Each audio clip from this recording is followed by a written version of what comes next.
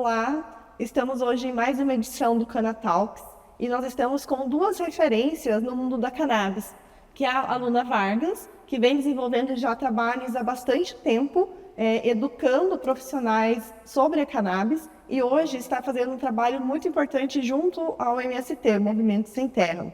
E também nós estamos com a Ana Laura, que é mestranda na UniOeste, uma universidade que é referência aqui no oeste do Paraná, e ela está fazendo parte do Programa de Desenvolvimento Rural Sustentável.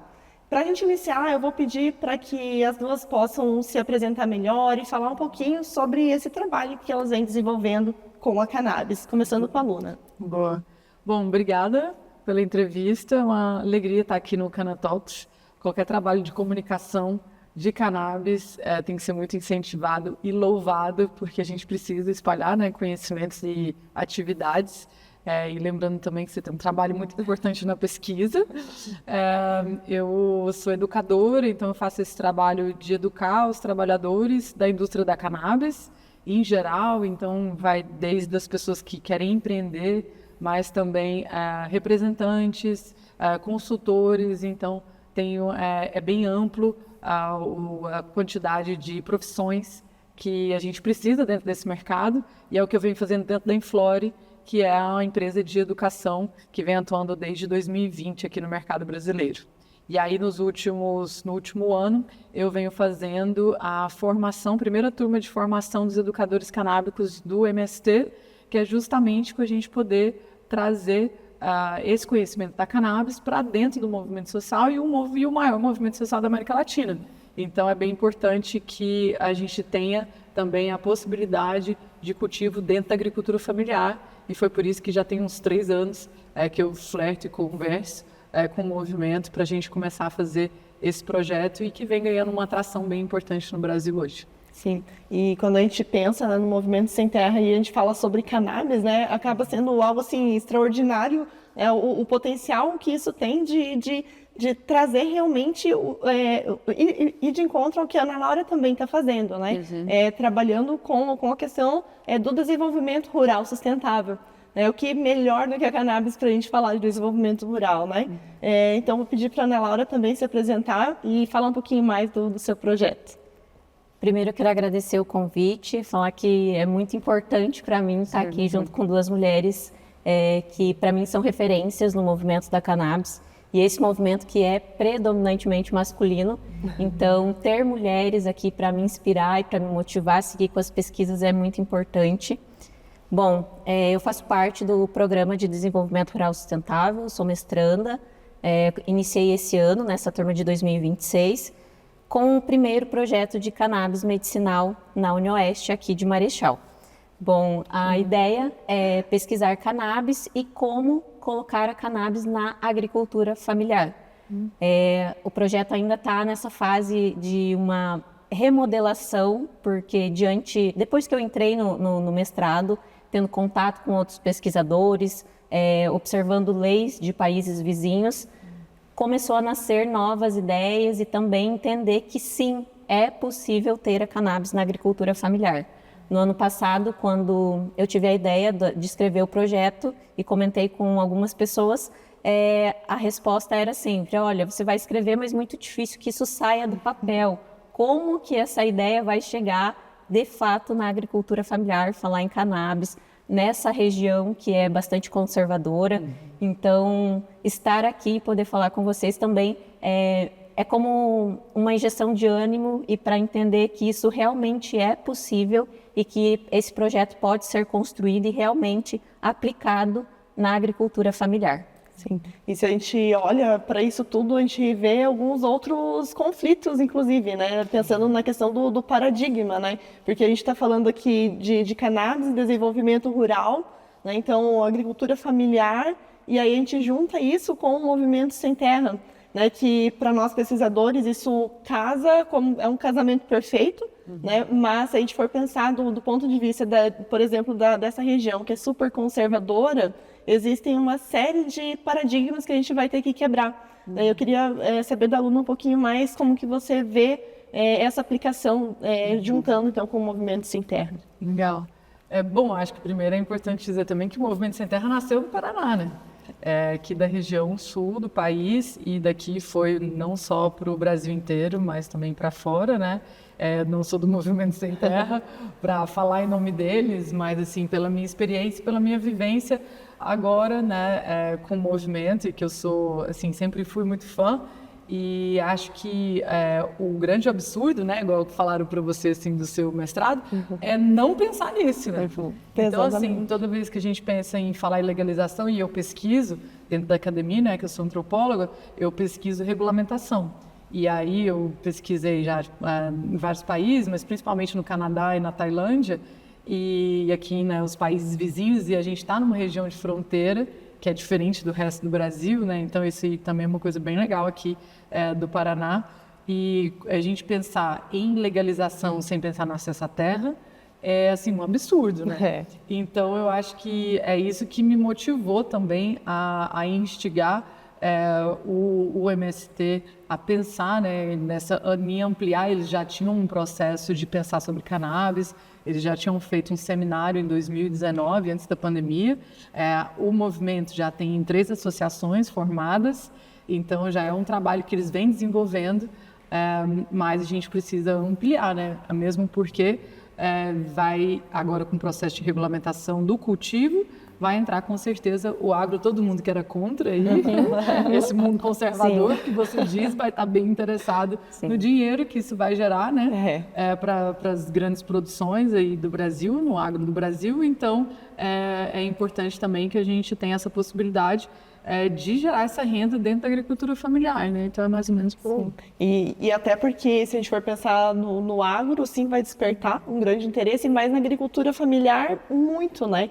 Porque, além de toda essa questão econômica propriamente dito, a gente tem a cannabis como uma planta para ser utilizada em intercultura, que vai melhorar a qualidade da terra, que vai trazer diversas vantagens dentro da agricultura familiar, além do retorno financeiro também que vai nos trazer, né? Sim. E aí, pensando nessa questão também de regulamentação, acho que a Ana Laura é advogada, né? Então, também queria que você relacionasse um pouco essa questão de regulamentação para que tudo isso possa, de fato, acontecer.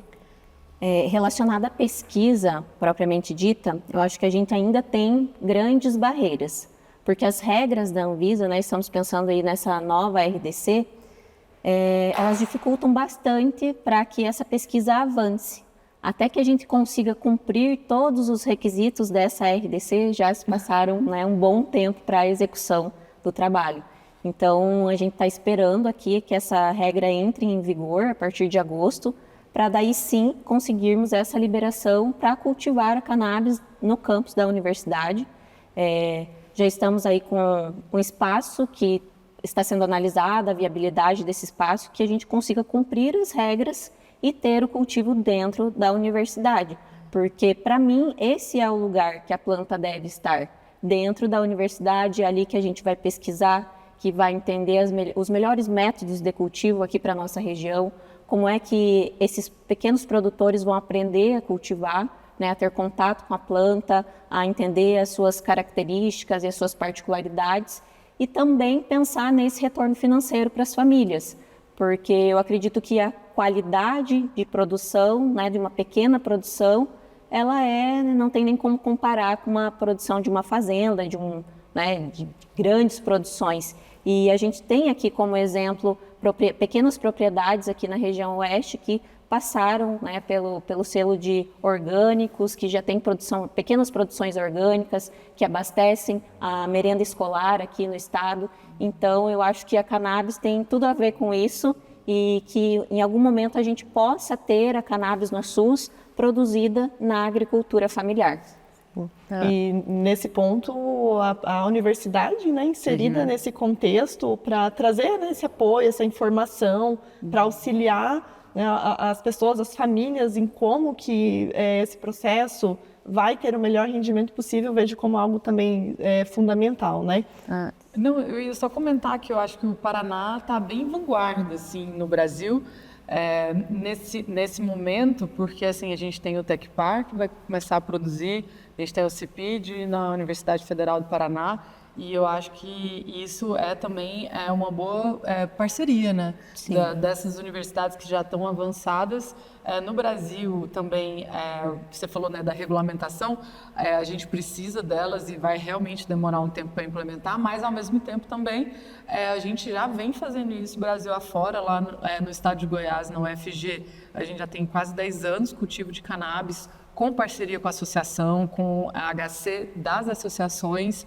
A gente tem também em Viçosa, em Minas Gerais, também de cultivo, um projeto longo, assim, de também, eu acho que pelo menos uns 8 anos que eles fazem cultivo dentro de Viçosa e muitas outras universidades, né? Então eu acho que buscar essas parcerias com quem já tem mais experiência e também as manhas jurídicas de como é que a gente adianta o processo, é bem importante, mas eu vejo o Paraná também como uma potência para esses próximos tempos, pelo investimento que está sendo feito pela Universidade Federal do Paraná e também no Tec Park, é o que a gente quer ver, né? Um laboratório estatal. Exatamente, e agora, principalmente nos últimos anos, os olhares têm se voltado muito mais, né, para a área da cannabis, recursos, fomento tem sido mais viabilizado no nosso estado, então tudo leva assim, a gente ter avanços consideráveis ao longo dos próximos anos, né, que acaba sendo muito bom.